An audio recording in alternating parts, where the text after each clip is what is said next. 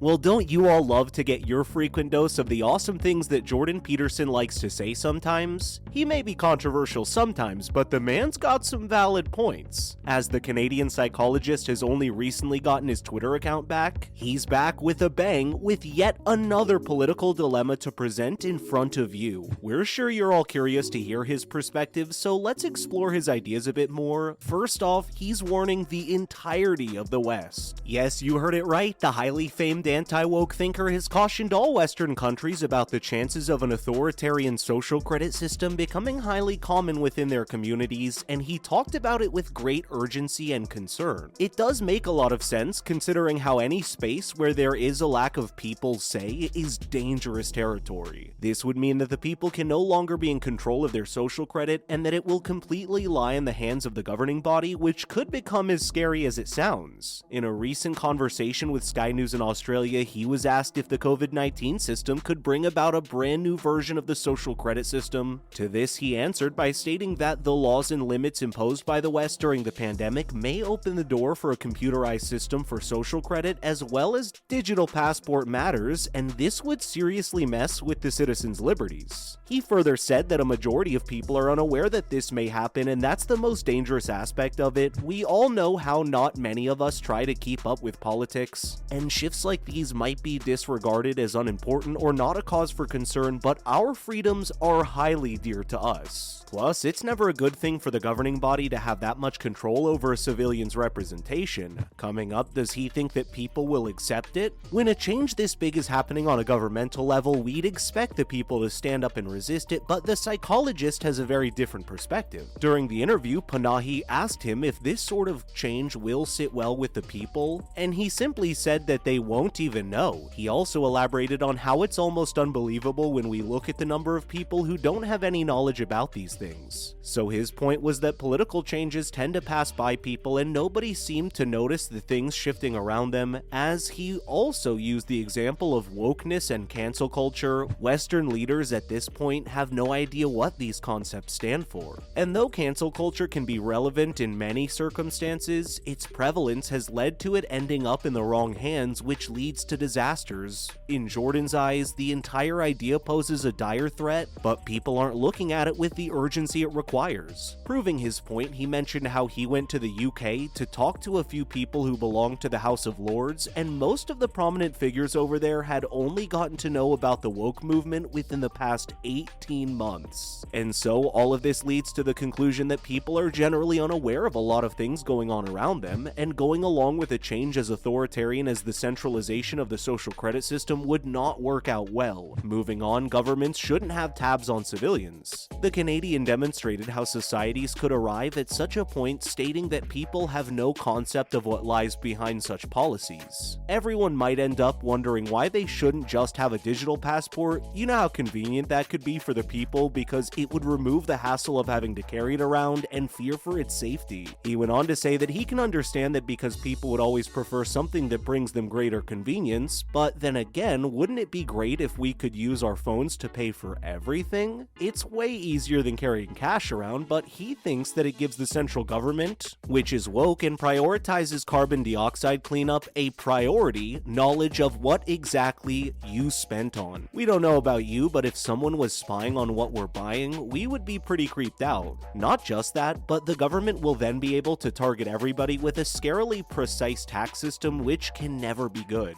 It would also be a miracle, according to him, if the West could escape such a seemingly easy arrangement. A nation that is so used to things being progressively made easier for them would probably enjoy such an initiative, and with the rapid advancement of technology in highly developed countries, it's becoming more and more impossible to keep information private and away from the state's prying eyes. Finally, the man is scared for us all. He has a severe problem with loss of control over one situation, and he links a lot of this loss to the inevitable automation of almost all the systems around us. You can see evidence of this everywhere. When you pass through an airport now, there are several computerized barriers requiring you to present your passports. What if you are unable to pass through these automatic barriers? That is the case for many individuals in China. He posed an important question, one we may ignore even if it's staring us in the eye. What plan would we devise? We couldn't possibly argue with a machine, so what other choice would we be left with? Peterson exclaimed, "For us us to think about how screwed we are, expressing his terror at the impending situation, and we can't say that he's wrong. It's far worse than Kafka could have dreamed because, at the very least, there were bureaucrats in Kafka's world. They might have been faceless, but they were still human. His point in the end was that you're in big trouble if the machines can shut you out. Now, moving on to the Chinese social credit system, first off, the West's concerns are pretty valid. The goal of this system is to reinforce positive citizenship while punishing bad. If you adhere to the guidelines, you can get a faster travel permit, a highlighted dating app profile, or even a discounted hotel room stay. On the other hand, if you're seen idling, smoking in a smoke-free location, or opposing the state on social networks, you may be denied entrance to a plane, a famous school, or even the internet. As nice as the positive aspects of being a good person sound, the bad parts are even worse, and we can't imagine going against the rules if we're put in a place like that. Although the system is still chaotic, the Chinese Communist Party's stated goal is to build a countrywide mandatory program. It sounds and feels pretty dystopian though, almost like we're in the middle of a Kafka book. Could anything similar take place in the US? If you keep up with the conservative news, certain blogs or posts on right-wing Twitter, you might believe that Western governments, in collaboration with woke businesses, are on the verge of imposing social credit systems all through the free world. The most fervent analysts like Peterson argue that we are on the verge of a tech-enabled dictatorship. And while their greatest worries have yet to come true, their larger concerns are still pretty important. It's crucial to understand that this excessive interference in the lives of civilians has never done good in the past, and as we all know, it never will. Coming up, a lot is wrong with this system. Despite the good intentions behind this entire plan, it still poses the existential danger to any service that provides end-to-end encryption. This feature guarantees that only the recipient and sender of a message have the cryptographic